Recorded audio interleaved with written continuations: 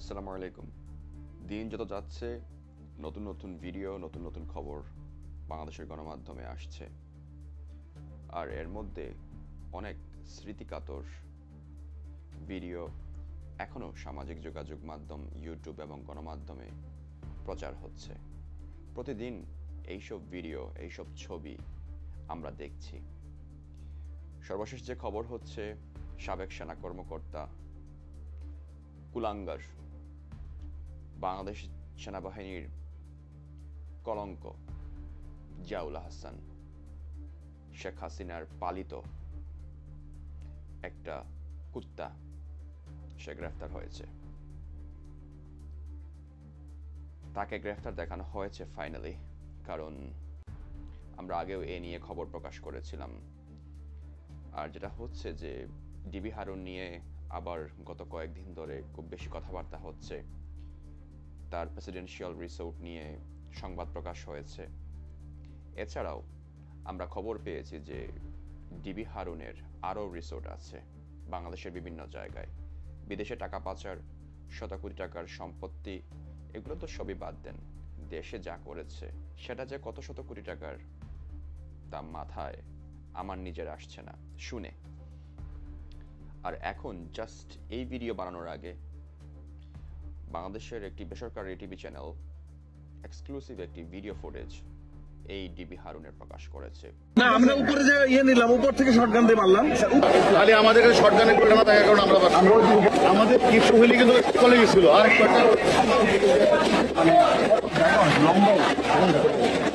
না না, আমরা তো অলরেডি যেভাবে আগে ছিলাম অনেক আগে চলে গেছিল ওরা। এই আমাদের কিছু হইলে কিন্তু চলে গেছিল। আর দখল করে নাই, উপরে আছে স্যার, একটি দখলটা করতে পারতেছে না কেন? দখল করতেছে, এইটুকু পর্যন্ত আছে।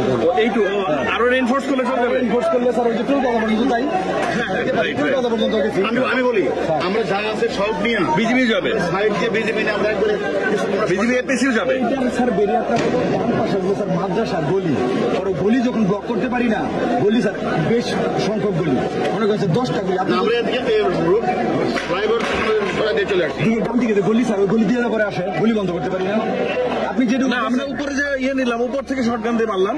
উপর থেকে তো যাত্রাবাড়িতে যখন এই ডিবি হারুন, ভাতের হোটেলের হারুন, একটা কুলাঙ্গার যে মানুষকে হত্যা করার নীল নকশা এঁকেছিল এবং কিভাবে হুকুম দিয়েছিল, আমি যখন ভিডিওটি দেখেছি আমি নিজেকে ধরে রাখতে পারিনি যে কথাগুলো আপনাদের সাথে শেয়ার করি। আপনাদের কেমন লাগছে? আপনারা তো কমেন্ট করেন, অনেকে জানতে চান অনেক কিছু। এখন তো আপনারা সবাই কথা বলতে পারেন, নিজের ক্ষোভ জড়াতে পারেন। ঠিক তদ্রূপভাবে যে কাজটি আপনারা আগেও করতে পারেননি, আমরা চেষ্টা করেছি, কিন্তু এখন আমাদের মনে হয় যে বাক স্বাধীনতা এসেছে। আর এগুলো মানুষকে নিয়ে যত কথা বলবো তারা দ্রুত গ্রেফতার হবে। আমি বহুবার বলেছি, শেখ হাসিনা কাউকে পালাতে দেয়নি, কাউকে নিয়ে যায়নি। সো অনেকেই বাংলাদেশে এখন অবস্থান করছেন, অনেকে চলে গিয়েছেন, সেটা সত্য। তবে এইরকম ডিবি হারুন, জিয়াউল হাসান যারা পলায়নের চেষ্টা করেছিল, পালাতে পারেনি, তারা এখনো বাংলাদেশে আছে। আর তাদেরকে দ্রুত গ্রেফতার করা হোক। বিশ্বাস করেন, ছবিগুলো যখন দেখি, ভিডিওগুলো যখন সামনে আসে প্রতিনিয়ত, আবার সেই ভিডিওগুলো, পুরাতন ভিডিওগুলো, আবার অনেক নতুন ফুটেজ এখন যা প্রকাশ হচ্ছে, সেগুলো দেখে নিজেকে ধরে রাখা যায় না। নিজের বিবেক, নিজের হৃদয়ের যে রক্তক্ষরণ,